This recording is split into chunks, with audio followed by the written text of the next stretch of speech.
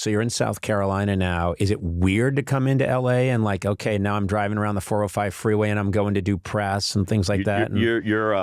I mean, it's funny. I mean, I lived here 20 years, drive everywhere, and then instantly I feel like I'm an old person who's never been around a moving car before. It's like there's so many cars. It's everything's so fast. Right. You do slow down. I mean, everything is so slow there that it does. It kind of. I'm like, wow, it's wild that I was used to this pace. It's nuts. One of the things I love about Charleston is when you go downtown, they have the old gas lamps. Mm-hmm. It's like you've gone back in time. You know, they've done a really good job of preserving. And so I would think it's about as not LA as you can get, to me, is gas lanterns in the streets. Yeah. Do you know what I mean? Burning in the middle of the day, just burning propane. Yeah. Someone over there has a butter churn.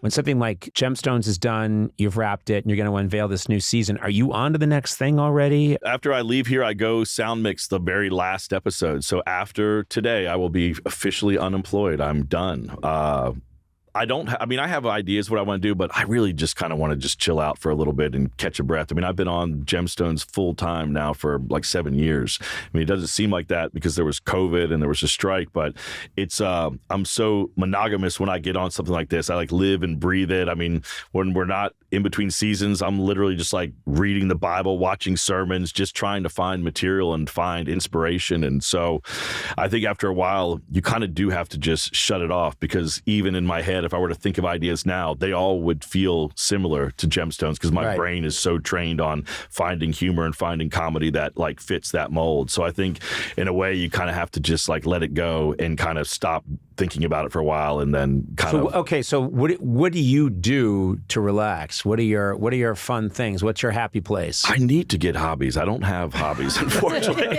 I've tried a few different ones in Charleston, and none of them have really stuck. What did you try? When I first got there, I was like, maybe I'm going to be somebody who's like into grilling. I'll be into big green eggs and like and like learning how to like master the big green egg. And I had that for a while, and then I was like, I'm going to have a heart attack with all these fucking steaks I'm making that no one's eating, and like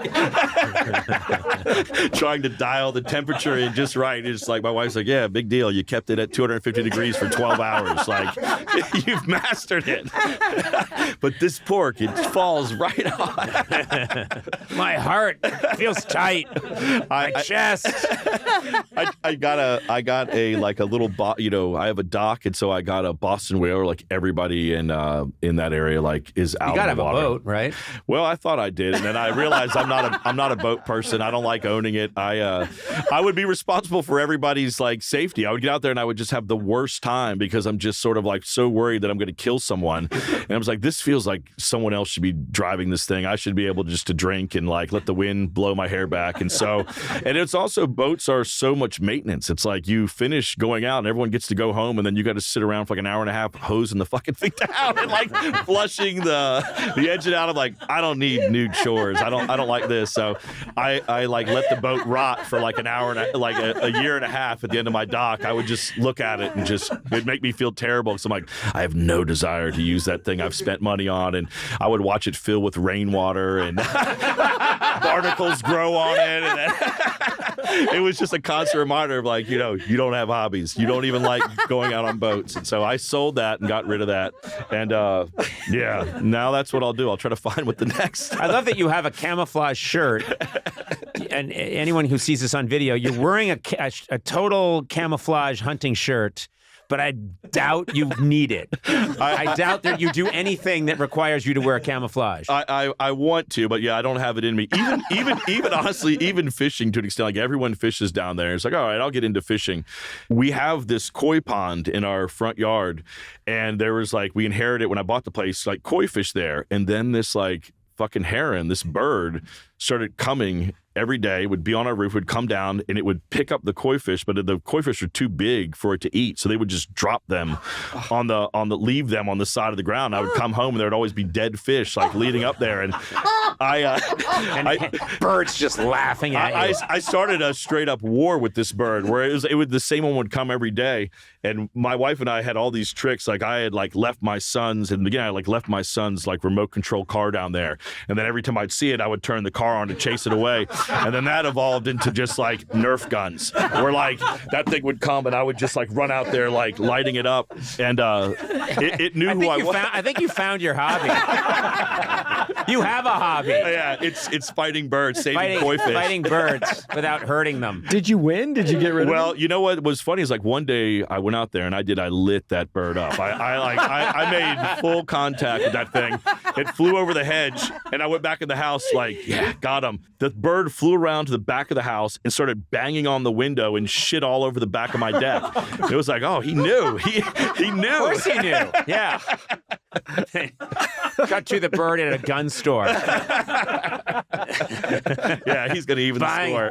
Yeah, They bring a Nerf gun, you bring a real gun. Yeah, exactly. But I think protecting those fish, there was a few times where I saved a few where I got home and the fish was still flopping on the ground and I saw the scared look in its eye as I put it back in the water. I was like, I can never fish now. I've ruined it for myself.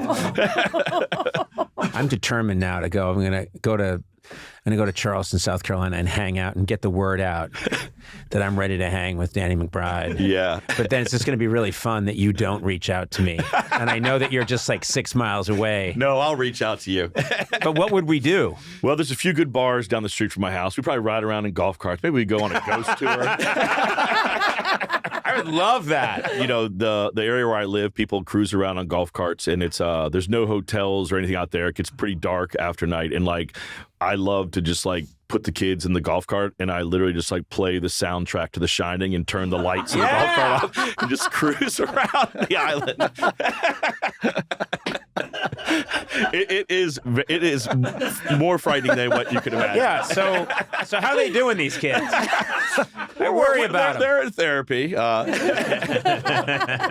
You said they haven't really grown much, and they're terrified all the time. I remember when we shot Land of the Lost here in Los Angeles. We were that's like one of the only movies I ever worked on that shot on a back lot. That was what I thought all of Hollywood would be. It would be like you'd be on a you know, sure, the studio, and every movie would be shooting there. I think we were the only movie that was shooting in town that time on the Universal lot.